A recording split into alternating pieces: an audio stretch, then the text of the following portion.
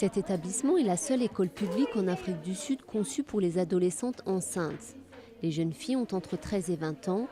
À la Pretoria Hospital School, elles reçoivent du soutien et restent en classe jusqu'à l'accouchement, et même après, si besoin. Naledi, 18 ans, est tombée enceinte l'année dernière. Dans son ancienne école, elle trouvait la vie impossible. J'étais déprimée, je ne voulais parler à personne. Et si je sentais une odeur de nourriture, j'avais envie de manger tout de suite, qu'il s'agisse de ma nourriture ou pas. J'avais les pieds qui enflaient, j'avais envie de dormir en classe. Et les profs disaient « Ne dormez pas en classe ». Mais les choses se sont améliorées lorsque les parents de Naledi l'ont transférée dans cette école spécialisée. Quand tu te lèves pour aller à l'école, c'est plus facile en sachant qu'il y a d'autres filles enceintes. Ce n'est pas comme dans une autre école où les gens te regardent et pensent que tu es différente.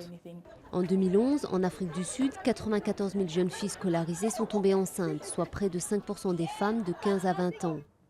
Le gouvernement exige que les élèves enceintes restent scolarisés, mais beaucoup choisissent de partir ou sont expulsés par les écoles qui ne respectent pas la loi. Mais la solution d'un établissement séparé ne plaît pas à certains experts, comme Ondil, dont l'association promue les rapports sexuels protégés. Si vous intégrez des jeunes filles à l'école pendant et après la grossesse, elles peuvent continuer à dialoguer avec d'autres élèves qui ne sont pas enceintes et peuvent donc être influencées positivement. Mais une fois que vous les retirez de cet environnement, elles ont l'impression qu'elles sont différentes et qu'elles doivent être traitées différemment.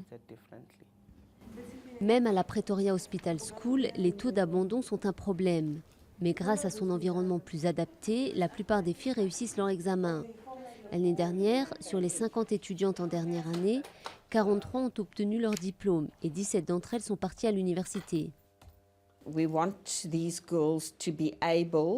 Nous voulons que ces jeunes filles puissent terminer leur scolarité sans avoir à interrompre leurs études à cause d'une grossesse inattendue.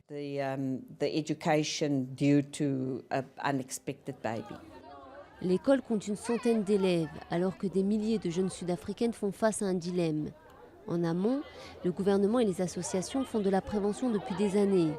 Mais les résistances aux méthodes de protection sont encore fortes, notamment dans les quartiers défavorisés.